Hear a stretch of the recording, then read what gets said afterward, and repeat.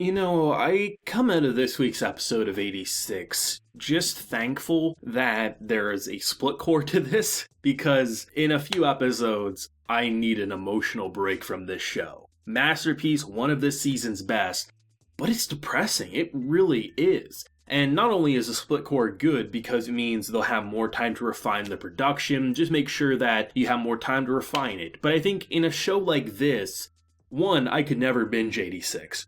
I need it to be weekly just for so I can recharge. But holy shit, there's something about this episode that got to me. I would personally argue, and this may be a hot take to some, this may be something people think I'm overreacting, but I thought about it. I took a little bit before I got up to record. Usually immediately after I'm done the episode, I'd come up and record. I took a bit of a break. This is one of the most emotionally draining experiences I've ever had in the anime medium, and I'm 100% serious when I say that. Seeing 5 people go off to their death because there's literally no hope, nowhere you can run to be safe, your entire reason is to fight, and seriously, Lena has no one.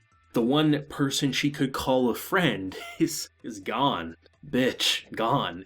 The uncle can't do shit because the government is following the will of the people, and the will of the people would turn a blind eye to most of the atrocities being committed. And seriously, what can she do? Run to the battlefield and die? She can't even pilot one of these machines, so she wouldn't be useful. I don't know, it's one of those situations where when the characters end up dead, I'm not sad because I have this I've been with them for so long and I feel like they're a friend or this or that. The reason this is depressing is the same type of depression that I personally experience in the real world. I don't need to know people in third world countries to feel bad about their situations because they're poor and they're starving. I don't need to know a homeless person that I see on the street and feel bad for them because I know them on a personal level. It's in human nature to feel bad for those who are less fortunate than you. So to see a situation like this that I know logically isn't real, but the way it's written, it makes me feel so heartbroken. And I only have that type of connection every so often, but personally, I've been thinking about it. I don't know any series that has drained me this emotionally with a military-style story. It's incredible. This episode, even without the after the credit scene confirming as such, you knew Annette and the 2 brothers that lived next door to her had to have been Shin and his brother. That's what my assumption was. After the credits pretty much confirms as such. You don't get to really see the face in the one shot when she was explaining it to Lena. You see the same outfit and it's wow, it's disappointing. It's depressing for sure. And on one hand, I can see where she's coming from, Annette that is. I think she's horrible, and with what she's saying, I completely disagree. I don't agree with what she's saying.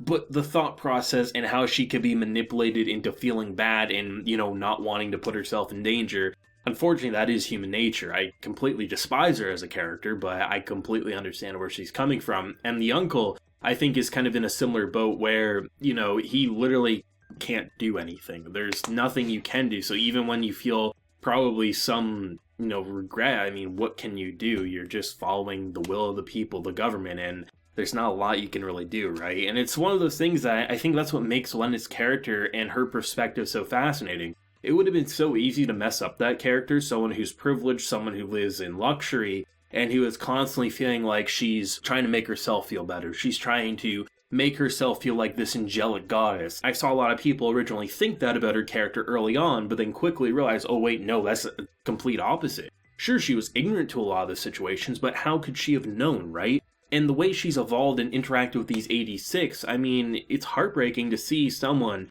who's in a situation that is helpless. She is more alone than you could argue the 86 are. The 86 at the very least still have some of their companions left. She has no one. And what could be seen as family and friends, it's out the window. The fact that, the whole idea of making sure they aren't treated as humans, you can't bury your dead, you can't do this or that, is so that by the time the war is over, the government can't be blamed for these atrocities. The few who know of it keep the secret, and those who might learn of it turn the other cheek. It's this show.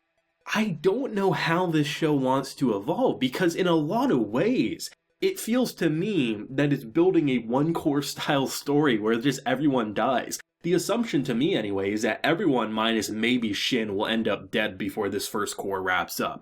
Hell, even Lena herself could end up dead for all I know. Shin's the one character I kind of feel like needs to stick around, but even then it could be different, I don't know. But like, where do you go after this battle? Do you try to side with a different nation? Is there a different government that maybe you could work with? Because it feels like the Republic is boned no matter what, and I don't feel bad that the Republic is boned. There is, of course, going to be natural civilians who don't know of anything. They're naturally just a family who are ignorant to the government's corruption. But, I mean, with how it's led, I mean, I couldn't really feel as bad, I think, if I watch a scene where this entire republic gets destroyed. Even though it would suck to see, like, families being murdered and things like that, given what we've experienced now with 8 episodes so far of 86 and what, the 86 have had to deal with, I don't know, it just... The war sucks. That's kind of the message of this story.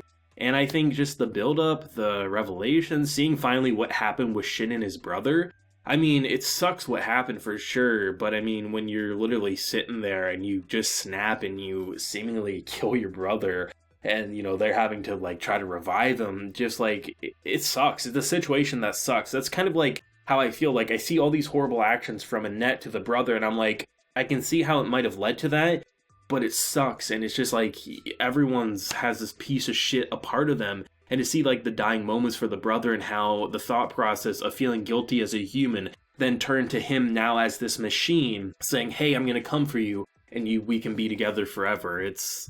I mean, on one hand, you kind of wish that Shin and the remaining 4 there would just go live their life peacefully, but what is peace, really, right? I mean, there's not much, and for Shin, the most desire he has is to kill his brother's corpse, right? And the others, I mean, what do they have left to live for, right? It's sad. I mean, to see the cafeteria with only 5 of them there after seeing it so full of life. This show drains me, I have to admit, and I don't recall feeling like this. I mean, it feels almost like, I guess the best way to explain it was like, you have someone close to you on their deathbed and you're saying your goodbyes to them. There isn't going to be a tomorrow. You're not going to see them again, and if you do, they're in a casket or they're cremated. And that's kind of how it feels. Like, they're all gonna die, but it's just, you're not ready for it, I think is the best way to put it. 86 has me feeling some things. It's weird. I'm not used to feeling this connected to an anime series in the way that it feels so realistic, as if this is a real battle going on. I guess the best way to put it is, it almost feels like it's directing you to feel like Lena, hopeless. There's nothing you can do. You can't go to the battlefield and change it. You can't tell anyone and change it. You're just sitting there as the handler, having nothing that you can do. And I don't know what the hell this source author did when writing this. Like, I don't know how you get that real raw emotion, but leave it to this adaptation to remain true seemingly to the source material. I've heard nothing but praise from source readers. And I mean, anime originals seemingly are loving it too. It's heartbreaking. And I know this is a bit more emotional than analytical I'm generally used to for these reviews, but I can't help it. It just has me feeling completely heartbroken and excited and terrified for episode 9, 10, 11, The Break, part 2. It's incredible, man. It really is. I don't know much more I can say that's not just going to be rambling emotional mess, but this episode got to me and I'm terrified and excited to see more. Thoughts and opinions down below, your favorite moment, and are you like me? Do you need that emotional break before watching part 2 in the fall? Because that's how I personally feel, and I'd be shocked if I'm alone in that department. Let me know down below. If you enjoyed the video, leave a like, share your support, and hit that subscribe button if you happen to be around here. So until next time, everyone, please take care and have a good one.